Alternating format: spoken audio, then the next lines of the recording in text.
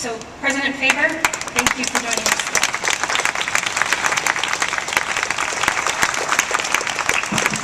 Thank you. It's truly an honor and a privilege to be here. I wish we were here under different circumstances, though. Just to buttress a little bit about what she mentioned, I can remember when we talk about this organization called Planned Parenthood, sitting in finance committee rooms with transcripts of call testimony where people were calling and literally telling the Planned Parenthood operators that they had been the victim of rape and incest, including things that were mandatory statutory reports, and Planned Parenthood encouraging them not to report it to anyone.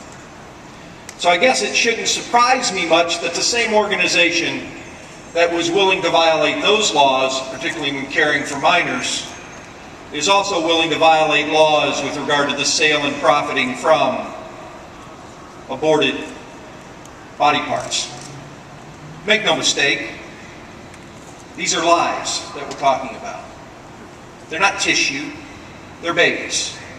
And so when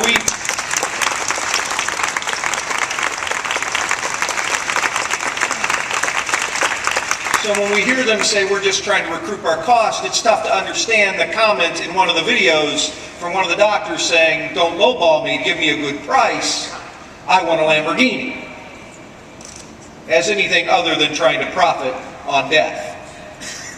You know, we're here today because we believe there are few responsibilities in life that are more important than protecting our children.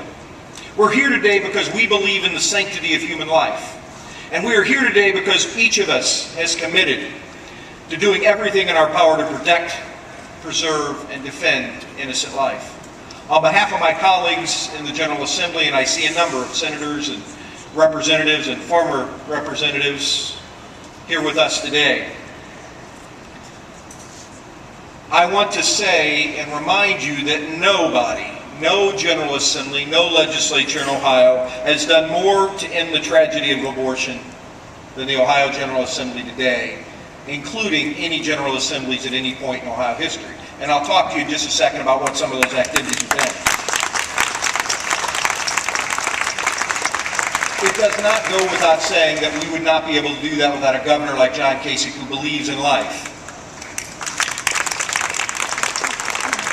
But it is also true that we would not be able to have these accomplishments without a fine organization like Ohio Right to Life working with us to get the job done.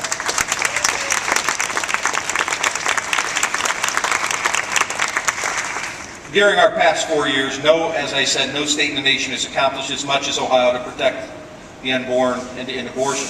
During this time, we've enacted a series of laws which have protected the health of women, shut down abortion clinics, reduced the number of abortions to the lowest level in more than 40 years, saving thousands and thousands of lives.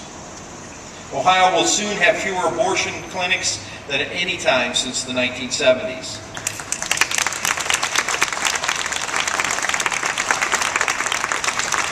Just last month, the Senate passed, and I'm confident my House colleagues will do the same soon, a new law banning abortions in Ohio after 20 weeks, the point at which unborn babies can feel pain.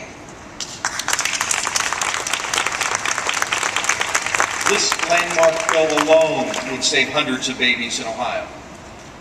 We banned late-term abortions. We banned taxpayer-funded abortions. We banned abortions in public facilities. We made it tougher for minors to get an abortion without parental consent. And this is one that I can tell you, sitting on the committee and arguing for the amendment, will make a difference. We had Planned Parenthood and their allies literally judge shopping to surrounding counties to try and get judicial consent for minor abortions without telling their parents. We protected the health of women by demanding cleaner, safer facilities. We put in new tough restrictions in these facilities that have forced many to shut down. In the last two budgets, we've increased funding for women's health clinics and pregnancy centers.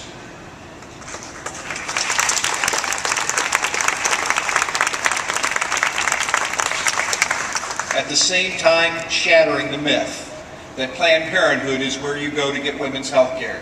That is not the truth. It is not where you need to go in Ohio. Planned Parenthood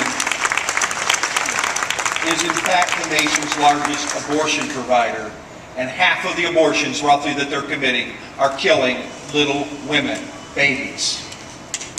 Today, this is the same group that is exposed by its abhorrent criminal tactics, and I join millions of voices, both here and across the nation, calling for full investigation of their activities and for publicly defunding Planned Parenthood's practices.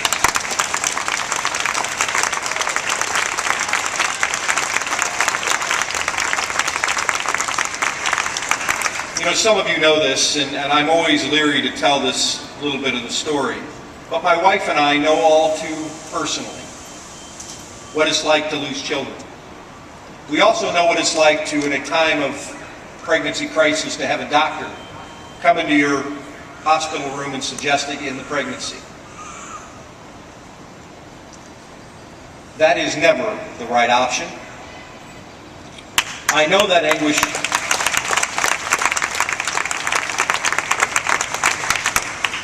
I know that anguish personally. I know what kind of trauma it can inflict on not just the woman but the husband. But I can tell you there is a better option. Let's not forget. Let's not forget. It's a child and not a choice.